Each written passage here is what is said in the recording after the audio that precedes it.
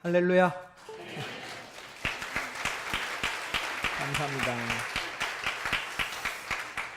지난 한 8박 9일 동안 열흘 정도 피지 선교 여행에 잘 다녀왔습니다. 여러분들의 기도를 많이 느낄 수 있었습니다. 제가 선교사로 일을 하고 후원교회 목사님들과 선교팀을 받기만 했지 이렇게 담임 목사가 되어서 팀들과 함께 가본 것은 이번이 처음인데 개인적으로 영광이었고 또 은혜가 되는 시간이었습니다. 담임 목사가 이런 마음으로 선교지를 오는구나 이런 생각도 한번 해보게 되었는데요. 담임 목사와 선교부장이 가는 선교팀은 다릅니다. 이번에 피지 선교지는 우리 교회를 섬기시던 이종현, 황현숙 선교사님, 아까 화면으로도 보셨지만 우리 교회가 파송한 선교사님 아닙니까? 그리고 이번에 처음 봤는데 피지를 위해서 수고하시는 조남건 선교사, 제 3년 후배가 되기도 하고 신학교 후배인데 전 처음 봤습니다. 근데 제 후임인 임태일 선교사만큼이나 북민디언 선교사만큼이나 둘이 또 동기동창이더라고요. 저를 잘 알고 있고 기다렸다고 그러고 그래서 참 훌륭하게 20년 동안 사역을 하고 나시카 비전 칼리지에 멋지게 성장한 중고등학교를 보게 되었습니다. 내가 내게 어떻게 해주랴? 네 기도 제목이 무엇이뇨? 라고 물었더니 차를 바꿔달라 하더라고요. 얼마냐? 그랬더니 7천만 원이라고 하더라고요. 근데 우리 갔던 팀들이 돈을 거기다 다 놓고 나왔습니다. 프린터기 사무용품도 사줬고요. 또 주방 블렌딩 있다고 그래, 블렌딩 그 기계 필요하다 그래서 그것도 사주고 다 여러 가지를 이렇게 하고 왔는데 자동차 스쿨버스입니다. 스쿨버스, 대형 스쿨버스를 7천만 원. 안 들었으면 모르는데 제가 들은 느낌이 뭐냐면 이 항공모함이 선교지에 이렇게 한번 딱 들어가게 되면요, 항공모함이 들어오면 어마어마한 그 전투력이 들어오는 것이잖아요. 그러면 그 정박한 주둔지 지역에서 굉장한 경제활동이 이루어지고 항공모함 기름 채우고 또 이런 교역들이 이루어져요. 은혜가 오고 가는 아마 그런 느낌이 제가 들었는데 이거 좀 사주고 와야 항공모함이 왔다 간 거지 그런 생각이 딱 들어서 돌아가서 장로님들과 한번 의논해 보겠다 이렇게만 얘기했는데 그날 저녁에 어떤 분이 목사님 제가 7분의 1 감당하겠습니다. 같이 간 팀원 중에 한 분이 저에게 그런 말씀을 해서 참 감사했는데 그 다음날 새벽 경건의 시간에 또 한 분이 오셔서 목사님 저도 7분의 1 감당하겠습니다. 그렇게 이야기를 해주셔서 참 감사하고 그 다음에 누가 작정을 해야 되겠습니까? 그래서 제가 또 10주년 기념이 돼서 10년 전에 채워주심이라는 책을 제가 발간을 했었는데 또 이렇게 하나님의 은혜로 어제 책이 따끈따끈하게 나왔습니다. 교회로 배달되어 왔는데 제가 쓴 책이 거기에 조금 보탬이 됐으면 좋겠다 그런 생각을 해보게 되는 거예요. 그러면 5천만 원 채워질 줄로 믿습니다. 그 정도가 채워져야 될 것 같은데 책 팔아서 5천만 원 만들 수 있을까 싶지만 하나님 은혜 주시면 가능할 줄로 믿습니다. 네.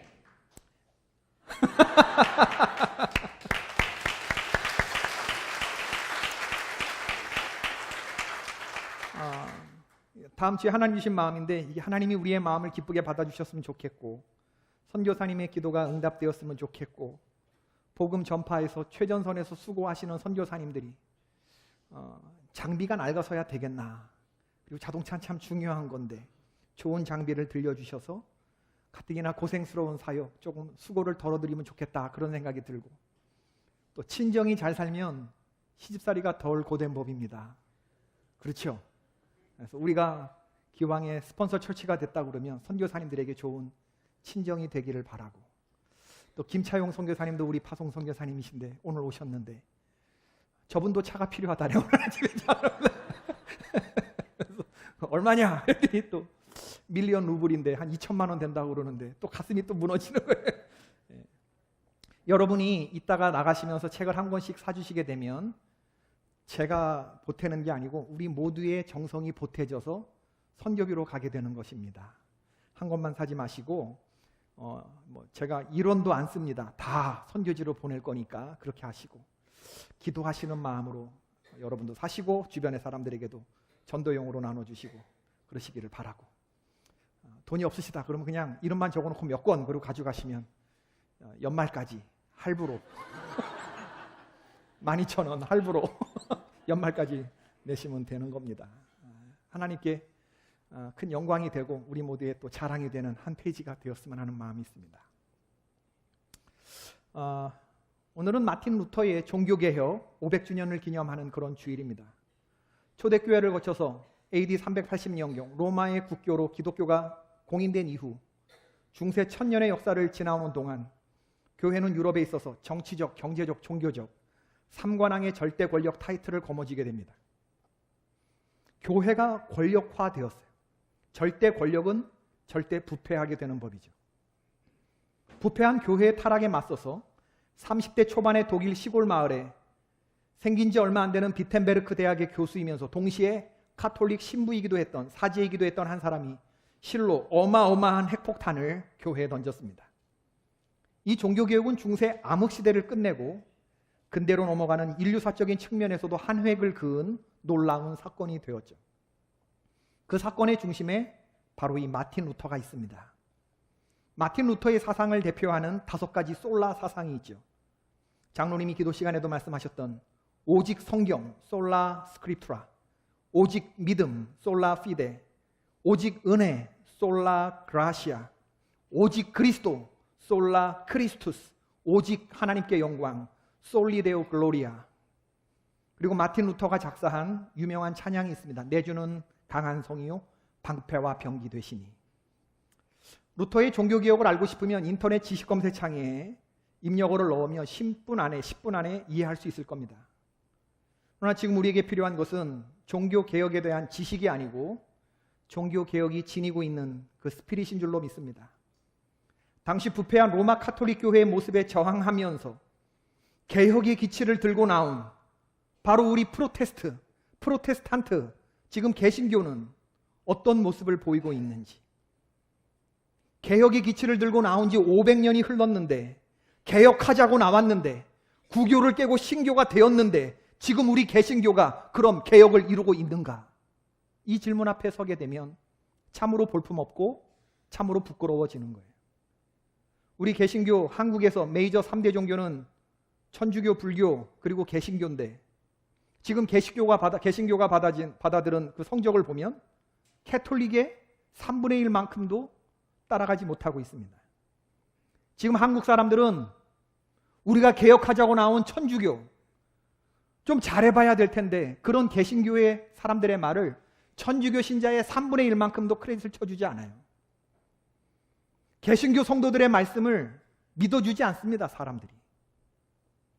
그렇다고 본다면 종교개혁 500년을 맞이하는 상황에서 오늘날 개혁되어야 할 대상은 바로 다른 사람이 아닙니다. 나이며 내가 속한 교회이며 오늘날 한국교회라는 하는 사실을 우리가 뼈저리게 인정하고 반성해야 될 줄로 믿습니다. 루터의 종교개혁을 이해하기 위해서는 500년 전인 1517년 10월 31일로 돌아가야 합니다. 34세의 젊은 카톨릭 사제였던 마틴 루터는 자기가 교수로 일하는 대학 정문에 95개조 조항에 반박문을 게시하였습니다. 처음부터 종교개혁을 염두에 두고 작심하며 벌린 일이 아니었습니다. 그저 대학 교수라면 누구나 아카데믹한 어떤 이슈에 대해서 논쟁거리를 대자보로 써붙인 후에 학문적으로 토론할 수 있었거든요. 그래서 루터는 이 반박문을 당시 쉬운 사람들이 이해할 수 있는 독일어가 아니고 학문적인 언어인 라틴어로 썼습니다. 당시 로마 카톨릭 교회의 교황 레오 10세는 성 베드로 성당의 건축 기금을 모금하기 위해서 면죄부를 팔고 있었죠. 그리고 이 면죄부를 파는 전면에 테첼이라고 하는 대중선동에 뛰어나고 설득력 있는 오늘날 끝발 날리며 잘 나가는 부흥 목사님 같은 부흥 신부님을 내세웠습니다. 이 테첼의 유명한 연설 가운데 당신이 드린 동전이 면죄부 헌금통으로 짤랑 소리를 내며 떨어질 때 여러분과 여러분의 부모님의 영혼은 영역에서 천국으로 올라가게 될 것입니다 라고 설교를 했습니다. 루터는 이런 말을 참을 수가 없었어요. 면죄부는 당시 카톨릭 교회의 신학인 이 보속론이라고 하는 건데 보속론과 관련이 있었습니다. 근데 마틴 루터는 비텐베르크 대학에서 로마서를 강의하면서 마음속에 다져진 굳건한 믿음이 있었죠. 그는 학생들에게 로마서를 강의하면서 당시 캐톨릭 교회가 사용하고 있던 라틴어 성경 역본을 사용한 것이 아니라 헬라어 성경을 사용했어요. 그리고 깨달아진 사실이 뭐냐 하면 지금 교회가 가르치고 있는 구원의 교리는 예수 그리스도가 가르치신 진리에 위배된 교리를 가르치고 있다라고 하는 사실. 예수 그리스도의 십자가는 구원의 처음과 마지막, 그리고 그 자체로 예수 그리스도께서 완성이신데, 이 구원을 완성하기 위한 조건으로 인간의 행위가 덧입혀져야 한다고 하는 것이, 이건 성경의 가르침이 아니었거든요. 그래서 차제의 루터는 95개조의 반박문을 붙임으로써 한번 뜻을 같이 하는 사람들은 모여서 토론해보자 하는 취지로 반박문을 붙인 거예요. 내용을 보면 5조, 용서는 연옥을 포함하지 않는다. 6조, 교황은 죄를 용서할 수 없다. 하나님에 의해 죄 용서함 받은 것을 확인해 줄 뿐이다. 20조부터 29조는 교황에 대한 날을 세우고 있습니다. 교황은 연옥의 형벌로부터 그 누구도 해방시킬 수 없다.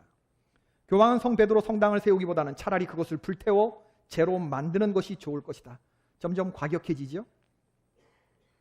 어찌하여 교황 레오 10세는 부유한 크라슈스보다, 아마 되게 부자였던 사람 같아요, 이 크라슈스가, 그보다 훨씬 더 부유하면서 성 베드로 성당을 자신의 돈이 아닌 가난한 성도의 돈으로 지으려 하는가? 여러분, 바티칸에 있는 성 베드로 성당 관광해 보셨죠? 예. 한번 가봅시다, 여러분. 저와 함께 성 베드로 성당을 한번 가보십시다. 그 장대함에 혀를 내두르게 될 텐데, 48m의 높이, 187m의 길이, 교회가. 성당 내부의 실건평수가 5만 평이 넘습니다. 규모도 규모지만 발걸음을 옮길 때마다 미켈란젤로의 이 피에타상을 비롯해서 천재 거장들의 걸작품을 보게 되는 거예요. 그래서 베드로 성당을 딱 보면 우와 하고 감탄을 하지만 2시간, 3시간 그 성당을 둘러보게 되면 나중에는 공통적으로 느끼는 거지만 욕이 튀어나옵니다. 욕이. 이런 화려한 건물을 짓자고 가톨릭 교회는 말도 안 되는 면죄부를 가난한 신자들을 대상으로 팔았던 거예요. 성당의 웅장함은 하나님을 위한 것이 아니고 교회 그리고 교황의 위용을 자랑하기 위한 건물일 뿐이었지. 중세 가톨릭의 어느 교황이 베드로 성당과 그 광장을 거닐면서 곁에 있던 신학대학의 아우구스티누스 총장에게 말했습니다. 이것 보시오, 아우구스티누스. 참으로 경이롭지 않소? 일찍이 성 베드로 사도는 금과 은은 내게 없거니와 라고 말씀을 하시었소. 그러나 이제 우리 교회는 그런 말을 하지 않게 되어도 되었어. 보시오, 우리 교회는 지금 부요함이 흘러넘치고 있단 말이에요. 이 말을 듣고 있던 곁에서 아우구스티누스가 이렇게 말했습니다. 과연 그러합니다, 교황성아. 그러나 교회는 내게 있는 것을 내게 주노니 곧 나사렛 예수의 이름으로 일어나 걸어라 하는 그 말은 못하게 되었는지도 모르지요. 루터가 학문적인 토론을 하자고 내건 작은 반박문이 당시 인쇄술의 발달에 힘입어서 독일어로 퍼날라지게 되었고, 오늘날 SNS가 퍼나르게 하는 것처럼 유럽 각국의 언어로 인쇄술의 발달로 퍼나가게 됐는데 마치 천사들의 전령처럼 퍼져나갔다고 했습니다. 교황청은 루터의 반박문을 처음에는 대수롭지 않게 여겼죠. 그러나 이것이 제후들의 지지를 받고 면죄부를 구매하는 거부의 움직임으로 일파만파 번지게 되자 교황이 루터를 파문하게 됩니다. 멧돼지 한 마리가 주님의 포도원을 짓밟고 다닌다. 그리고 1521년 4월 17일 루터는 신성 로마 제국의 황제의 부름을 받아 보름스라고 하는 회의에서 자신의 입장을 해명하라고 하는 통보를 받게 되죠. 루터는 여기서 에크라고 하는 신문관을 통해서 3번의 신문을 받게 됩니다. 에크는 루터의 책을 불러 모아놓고 여기에 쓰인 게 정당하다고 믿는 것이냐, 네가 이 내용을 철회할 용의가 있느냐라고 물었고, 루터는 망설였고 황제는 하루의 말미를 주었죠. 1521년 4월 17일 그리고 4월 18일, 그 하루는 아마 루터의 인생에서 전환점이 되었던 그런 날이었을 것이고, 아마 인류의 역사에 있어서 가장 중요한 날이 아니었을까 싶습니다. 그 다음 날 아침인 1521년 4월 18일 루터는 보름스 회의에서 자신의 명령에 반하는 어떤 명령에도 복종할 수 없고 난 철회하지 않겠다라고 하면서 교황의 파문 결정을 받아들입니다. 그때 루터가 했던 유명한 말, Here I am, 내가 여기 있나이다. 내 양심은 하나님께 붙들려 있습니다. 그러므로 나는 아무것도 할 수 없고 변경할 수 없습니다.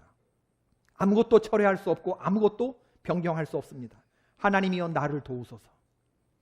루터의 기도가 훗날 마하트마 간디에게 영향을 주었습니다. 비겁은 안전한지를 묻는다. 편의주의는 정치적인가를 묻는다. 허영은 인기 있는가를 묻는다. 그러나 양심은 옳은가를 묻는다. 안전하기 때문이 아니라, 정치적이기 때문이 아니라, 인기가 있기 때문이 아니라 양심이 옳다고 말하기 때문에 일을 해야 할 때인 것이다. 저는 이 시대에 하나님이 마틴 루터 같은 사람을 찾고 계시다고 믿습니다. 진리를 거짓과 바꿀 수 없다고 믿는 사람, 나는 달리 철회할 수 없고 변경할 수 없다고 말하는 사람, 진리를 사수하는 사람, 그 어떤 크고 무서운 권력이 죽음으로 위협한다고 해도 굴하지 않는 사람, 자신의 안전을 위해서 신앙 양심과 바꾸지 않는 사람, 친척과 재물과 명예와 생명을 다 빼앗긴데도 진리, 살아있는 그 진리를 외치며 선포하며 나아갈 수 있는 그러한 사람, 하나님은 그러한 사람을 찾으셔서 무모한 열정처럼 보이는 그 한 사람을 통하여 천년의 당신의 교회를 개혁하셨던 겁니다. 마틴 루터는 종교개혁의 문제를 놓고 한참 뜨겁게 논쟁이 일어나던 1520년에 1년에 3권의 책을 써요. 그리스도인의 자유, 교회의 바벨론 포로, 독일 귀족들에게 고함. 참 1년에 책 한 권 쓰기도 참 힘들거든요. 여러 해 써봐서 알지만 여러 해 걸리는데 1년 동안 3권의 책을 썼어요. 그리스도인의 자유라고 하는 책에서 카톨릭 교회 교리의 문제를 다루었고, 교회의 바벨론 포로라고 하는 책에서는 예배와 예전의 문제를 다루었고, 독일 귀족들에게 고함이라고 하는 책에서는 제도의 문제를 다루었습니다. 오늘날 캐톨릭 교회의 많은 부분이 개혁을 이루고 있지만 여전히 교리와 제도의 문제에 관해서는 지금이나 예전이나 별반 달라진 것이 없습니다. 천주교회, 카톨릭 교회는 지금도 그렇게 가르쳐요. 천주교의 교리에 의하면 예수님을 믿고 세례를 받으면 신자는 일단 지옥엔 안 갑니다. 그렇기 때문에 세례를 받아야 합니다. 할렐루야. 지옥에 안 가기 위해서 세례 받는 것이 중요해요. 그러나 그렇다고 세례 받았다고 해서 천국 갈 수 있는 건 아니에요. 천국을 직행할 수 있는 건 아닙니다. 천국을 가려면 의로운 행위가 따라야 되는 거예요.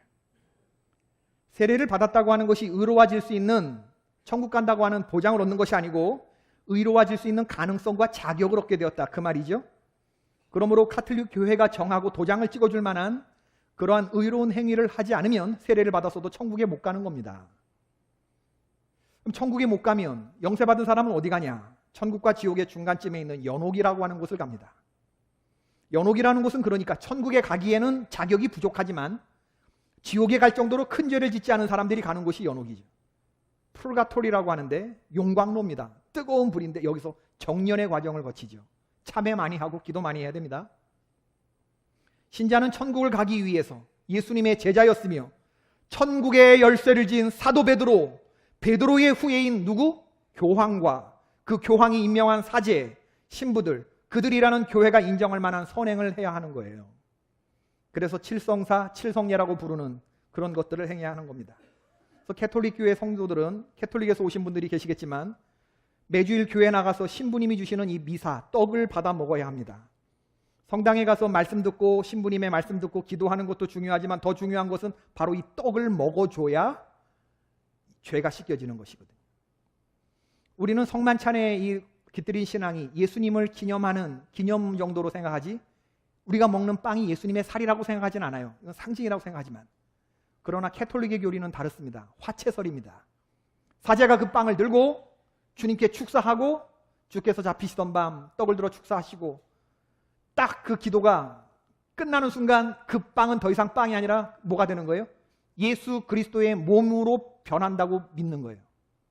그 자체로 예수님의 몸인 거예요. 예수님의 몸으로 변한 이 귀한 것을 모시고 있기 때문에 캐톨릭 교회는 그냥 막 짓지 않는 거예요. 엄청나게 경건하고 잘 짓는 겁니다. 예수님의 몸을, 진짜 몸을 모시고 있는 것이기 때문에. 매주일 이 떡을 받아 먹는 것은 아주 중요한 행위이지요.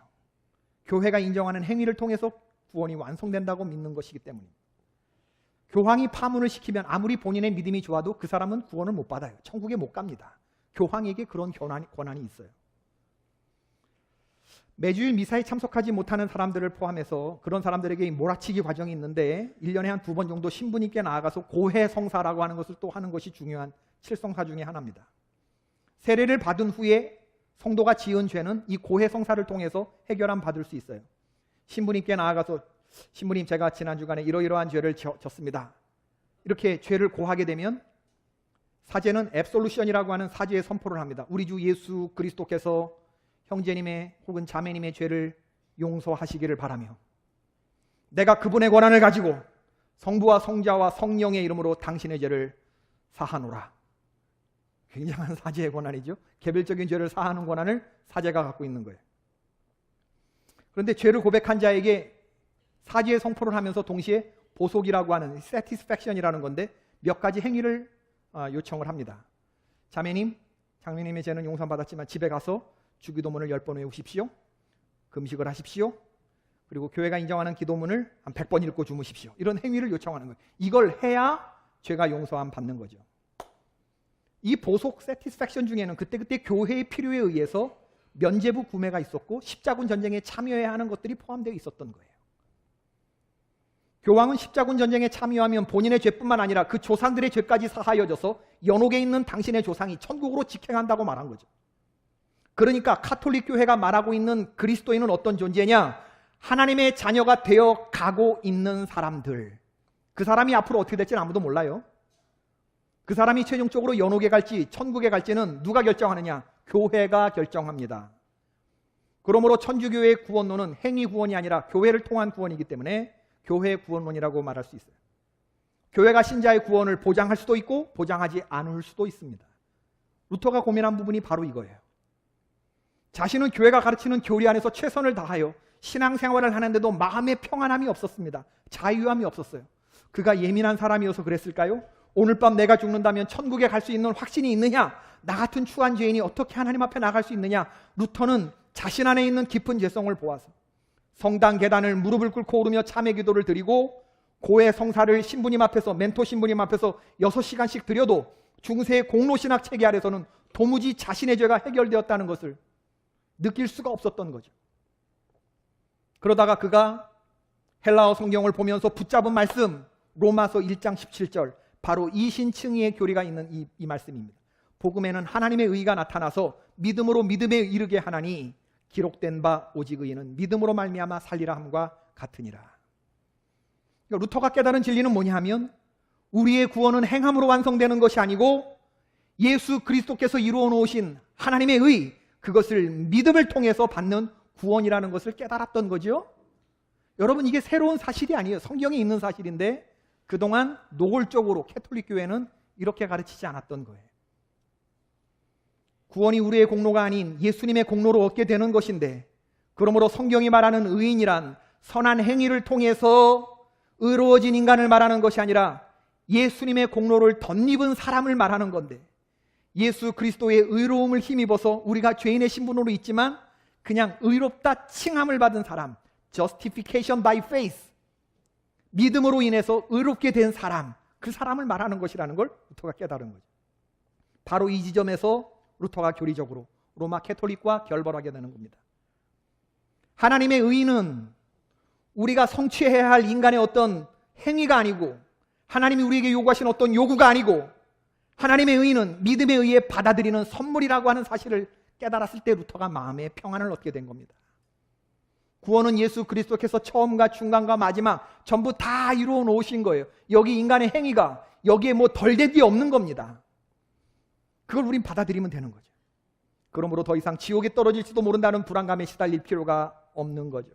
사과나무에 사과 열매가 맺히지 않았다고 그 나무가 사과나무가 아닌 것은 아닙니다. 루터는 1531년 갈라디아서 주석에서 그리스도인을 이렇게 정의를 했습니다. 그러므로 우리는 그리스도인을 이렇게 정의한다. 그리스도인이란 죄를 지니고 있지 않거나 죄를 느끼지 못하는 사람이 아니라 하나님께서 그리스도에 대한 그의 믿음으로 말미암아 그의 죄를 그에게 돌리지 아니하는 사람을 말한다. 이것은 우리로 인해서도 아니고 우리가 그럴 만한 자격이 있거나 우리의 행위로 인해서도 아니며 오직 우리가 믿는 예수 그리스도를 인하여서이다. 이렇게 그리스도인은 의로운 동시에 죄인이며 거룩한 동시에 속되며 하나님과 원수인 동시에 하나님의 자녀이다. 여러분, 우리 모두는 다 죄인들입니다. 거룩하지도 않고 의롭지도 않아요. 하나님은 그럼에도 불구하고 우리를 사랑해 주셨죠.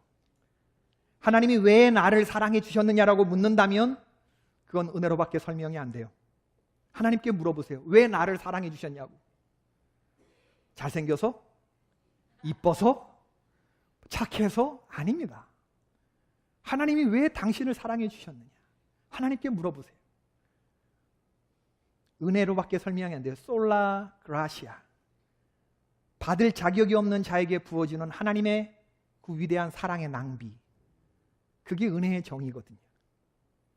하나님이 우리를 얼마나 사랑해 주셨느냐, 당신의 아들을 십자가에 못 박을 정도로 나를 사랑해 주심, 바로 그것이 나의 가치, 그것이 바로 나의 존재의 의미인 줄로 믿습니다.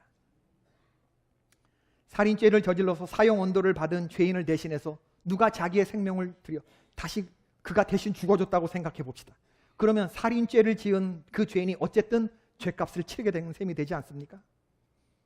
죄인이 죄값을 치렀으면 그 죄인은 뭐가 되죠? 죄인이 죄값을 치렀으면 더 이상 죄인이 아닌 거죠. 그럼 뭐가 되는 거죠? 예?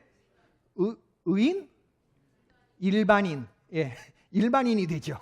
죄를 지은 죄인이 죄가 없어졌으니까. 그렇다고 의인이 되는 건 아니에요. 도둑질한 놈이 도둑질 죄값을 치렀다고 착한 사람 되는 거 아닙니다. 도둑질을 그냥 안 한 놈이 되는 거지. 안 했던 것으로 인정되는 놈이 되는 거지. 용서받은 놈이 되는 거지. 그러나 하나님의 은혜와 사랑은 우리를 거기서 한 걸음 더 나아가게 해요. 그게 바로 에베소서 2장 1절에 나와 있는 말씀이죠. 예수 그리스도께서 허물과 죄로 인하여 죽었던 우리를 살리셨어요. 허물은 정도를 벗어났다는 말이고 죄는 관역을 벗어났다는 말인데, 우리 인간의 존재가 그러하죠. 우리의 삶을 보자 그러면 영혼이 완전히 죽어 있고 육신이 살아 있어요. 영이 죽고 육신이 살아있는 사람들이 세상을 돌아다니니까 그의 삶이 어땠겠습니까? 배후 세력이 공중 권세 잡은 자, 사탄 마귀에 사로잡혀서 영혼은 죽었는데 육체는 살아서 움직이는 그런 존재로 우리가 살았다는 말입니다. 욕심 가운데 행하며 마음이 원하는 것을 행하고 본질상 진노의 자녀처럼 살았던 우리, 그런 하나님을 우리들이 그런 우리를 하나님이 사랑해 주셔서 사탄 마귀에 끌려다니며 피를 철철 흘리며 죽어가는 우리에게 예수 그리스도의 피를 수혈해 주신 거죠. 예수 그리스도의 수혈로 인해서 허물과 죄로 인해 죽었던 내가 살아났을 뿐만 아니라 예수 그리스도의 생명이 나의 생명으로 전가되었고, 하나님은 한 걸음 더 나아가서 그런 나를 일으켜 세우시고 그리스도 예수와 함께 하늘 보좌에 앉히셨다. 믿어지시면 아멘 하십시다. 노숙자 보신 적 있으시죠? 길가에 냄새나고 더러운 사람 사랑할 수 있어요, 여러분? 그도 인간이고 나도 인간인데 그런 사람을 씻겨주고 목욕해주고 깨끗해진 사람한테 나랑 결혼해달라고 말할 수 있어요? 그런 사랑이 어디 있어요? 그런데 그것하고는 상대가 되지도 않는 하나님과 인간 사이의 그런 사랑과 그런 은혜를 주님이 우리에게 보여주셨다는 거예요. 기브 앤 테이크의 사랑도 아니고 테이크 앤 테이크의 사랑밖에 모르는, 받을 줄밖에 모르는 미천한 우리 인간을 무한하신 하나님의 사랑, 기브 앤 기브의 사랑으로 주께서 덮어주신 거예요. 이게 하나님의 은혜고, 이게 바로 예수 그리스도의 십자가에 나타난 하나님의 완전한 의죠.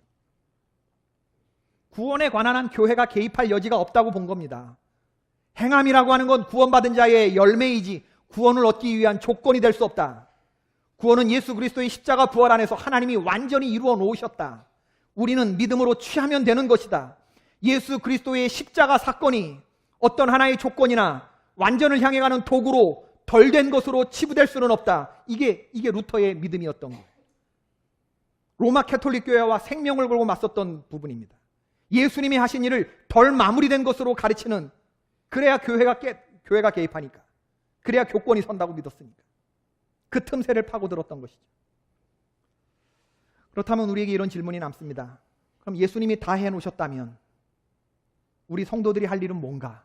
하나님 다 하셨는데, 믿기만 하면 천국 간다는데, 편한데, 캐톨릭의 사람들처럼 두렵고 떨리는 마음으로 그러지 않아도 되는데, 주일날 교회 가서 미사 안 받아 먹어도 되는데, 고해성사 안 해도 되는데, 믿기만 하면 되는데, 주님 다 하셨는데, 실제로 우리에겐 그렇게 생각하는 측면이 있어요. 구원받은 존재가 됐으면 다 된 건가? 착하고 의롭게 살고자 하는 행위는 다 부질없는 것인가? 예수 믿으면 천당 가는가? 그냥 우리가 캐톨릭 성도들보다 도덕적인 면에서 훨씬 흠이 많은 사람이라고 여기까지 오게 된 원인이기도 합니다, 여러분. 다시 루터의 갈라디아서 주석 그리스도인의 윤리에 대한 부분을 들어보십시오. 우리는 언제나 우리의 의의 머리이자 원천으로서 그리스도를 붙잡아야 한다. 나아가 우리는 외적인 생활에서도 의롭게 되려고 애써야 한다. 즉 언제나 우리를 유혹하여 악을 범하게 하는 육체에 동의하지 말고 성령으로서 육체에 저항하여야 한다. 그럼에도 이 의는 우리를 하나님 앞에 천거하지 못한다. 나는 죄인이며 내 속에서 죄를 느낀다. 왜냐하면 나는 살아있는 동안에 죄가 거하고 있는 육체를 벗어버리지 않았기 때문이다. 그러나 나는 육체가 아니라 성령에 복종할 것이다. 믿음과 소망으로서 그리스도를 붙잡을 것이며 그리스도의 말씀으로 나는 스스로를 일으키며 그렇게 일으켜진 나는 육체의 소욕을 이루지 않을 것이다. 예수님이 십자가에서 이루신 이 구원의 사건을 성령의 인치심 가운데 머리로 깨닫고 가슴으로 체험한 성도는 믿었으니까 땡이다 이런 식의 삶을 사는 게 아니고 이젠 내 마음대로 하고 살아도 믿으면 그냥 구원 간다 이렇게 생각하는 게 아니라 그럴 수 없느니라의 삶을 사는 거예요. 그럴 수 없느니라. 내가 다시 사망의 종노릇하며 살 수 없느니라. 피 흘리기까지 죄와 싸우는 삶을 살게 되는 거죠. 왜 그러냐? 그런 노력을 해야 구원받으니까가 아니라 내가 구원받은 자녀가 되었으니까, 내가 하나님의 자녀가 되었으니까. 바로 그런 믿음의 생활을 하게 되는 거죠. 우리가 복음을 읽고 예수님을 주인으로 고백하는 신앙생활을 하는 것은 단순히 천국 가기 위한 것이 아닙니다. 우리에게 구원을 주신 날 사랑하시는 예수님이, 날 사랑하신 하나님이 바로 거기에 계시기 때문에 우리가 천국 가고 싶은 거예요. 그래서 우리의 열조들은 그런 고백을 했죠. 예수님이 만일에 천국에 계시지 않으면 그런 천국은 내가 원치 않고요. 예수님이 만일 지옥에 계시다 그러면 그런 지옥은 내가 싫지 않아요. 동의하시면 아멘 하십시다. 여러분, 예수님이 안 계신 천국 그래도 난 가겠다고 생각하는 그 믿음은 그건 값싼 은혜를 갈구하는 믿음이겠죠. 나는 이제부터 예수님을 믿습니다. 이 말 한마디로 구원이 가능하다면 이 세상에 그것처럼 싸구려 구원이 어디 있겠습니까? 만약 그런 식의 전도를 하고 그런 식으로 우리가 살아간다고 하면 이거 은혜의 덤핑과 뭐가 다르냐? 우리 루터의 후예들이 과연 그런 것을 믿는 것이냐? 우리가 복음을 믿고 예수님을 주인으로 고백하는 신앙생활, 예수님을 믿고 구원을 완성한 존재가 된 우리들은 이제 어떤 삶을 살아야 하느냐? 구원받은 백성이 합당한 삶을 살아야 되는 것이거든요. 예수님이 가치 있게 여기신 것을 우리도 가치 있게 여기며 살아가고, 우리가 살고 있는 삶의 구체적인 현장 속에서 예수님이 사신 것처럼 살다가 그렇게 하나님 나라에 가야 되지 않겠습니까? 두치도 안 되는 입을 가지고 예수님을 믿는다는 말 한마디로 구원을 받을 수 있다고 생각한다면 그 사람은 예수님이 누구인지도 모르는 사람이고 예수를 믿는다는 말이 도무지 무엇인지 아직 처음부터 이해하지 못한 그런 사람일 거예요. 기독교인이라 불릴 자격이 없는 사람이죠. 봉화의 전우익 선생은 이런 말씀을 했습니다. 종교개혁주일에 우리 개신교인들이, 프로테스탄트들이 기억해야 할 말씀이라고 생각이 돼요. 그분은 버릴 것은 버리고 붙잡을 것은 붙잡아야 한다고 말했어요. 물질이 주는 안락함과 쾌적함에 중독된 교회는 쇠하여야 하고 예수님 정신만 굳게 붙드는 교회는 흥하여야 한다. 아멘이십니까? 불의와 공모하면서 기득권에 의해 복무하는 교회는 쇠하여야 하고 공의를 위해 기꺼이 고난을 감수하려는 교회는 흥하여야 한다. 부유하고 힘없는 이들이 의사결정권을 독점하는 교회는 쇠하여야 하고 가장 작은 이의 신음소리를 크게 듣는 교회는 흥해야 한다. 믿음을 빙자하여 사람들을 겁박하는 교회는 쇠하여야 하고 마음 시린 이들을 포근하게 감싸려는 교회는 흥하여야 한다. 지금 우리에게 필요한 것은 구원을 완성시키기 위한 어떤 행위에 이거 못하면 구원이 이루어지지 않는다는 어떤 협박이나 겁박이 아니라 다시 예수 그리스도의 복음 앞에, 그 본질 앞에 우리가 서는 것이죠. 영광의 신학에 사로잡힌 교회는 쇠하여야 하고 십자가 신학에 충실한 교회는 흥하여야 한다. 중산층의 사교장처럼 변한 교회는 쇠하여야 하고 고통받는 이들과 함께 연대하는 교회는 흥하여야 한다. 높은 자리에 오르려고 수단 방법을 가리지 않는 목사들은 쇠하여야 하고 보이지 않는 곳에서 섬김의 도리를 다하는 목사들이 흥하여야 한다. 자기에게 주어진 섬김의 직책을 권위로 이해하는 지도자들은 쇠하여야 하고 이름도 없이 빛도 없이 낮은 곳을 밝히는 이들이 흥하여야 한다.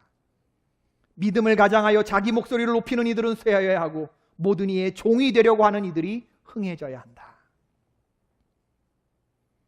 오늘 종교개혁주의를 맞이해서 다시 한번 루터가 그 잘못된 교리와 가르침을 가르치는 그 카톨릭 교권에 맞서서 5가지 솔라 사상을 주창했던 것을 기억하십시다. 구원은 오직 은혜, 하나님의 선물입니다. 오직 예수 그리스도의 의를 힘입어 우리가 하나님 앞에 가게 되는 것입니다. 그러므로 나의 삶은 이제부터 하나님께 영광 돌리는 삶이 되어야 합니다. 오직 하나님의 말씀으로만, 솔라 스크립트라, 성경으로만 우리의 기준을 삼으십시다. 오직 하나님의 은혜 앞에서만 무릎을 꿇으십시다. 그리고 이런 종교개혁이 다른 어떤 사람보다 내 안에서 일어나야 될 줄로 믿습니다. 끊임없이 나를 개혁하고 내가 속한 우리 개포재단을 개혁하고 한국교회를 개혁하여 실추된 프로테스탄트의 이미지를 다시 회복시키는 이 노력이 우리의 생명 다는 날까지 우리가 피를 흘리는 각오로 이 사명을 완수해야 될 줄로 믿습니다. 예수님과 더불어 같은 길을 가고자 하는 여러분들, 루터가 걸어갔던 그 길에 하나님의 놀라운 은혜와 평강 함께 하시기를 주님의 이름으로 축원을 드립니다. 아멘. 다 같이 일어나셔서 찬송가 620장을 찬양하시겠습니다.